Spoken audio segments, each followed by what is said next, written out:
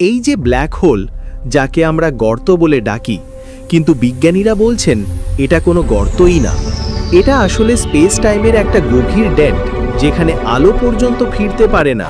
একটা মজার কথা শোনো, তোমার মোবাইলের জিপিএস যদি ব্ল্যাক হোলের কাছে যায়, তাহলে 1 সেকেন্ডে পৃথিবীতে 1 ঘন্টা কেটে যাবে, সময় থেমে যায়।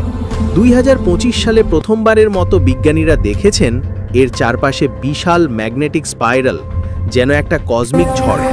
আর যখন দুটো ব্ল্যাক হোল একসাথে মিশে যায়, তখন মহাকাশে বাজে একটা কসমিক ব্যাস নোট, যা 10 মিলিয়ন বছর ধরে গুনগুন করছে।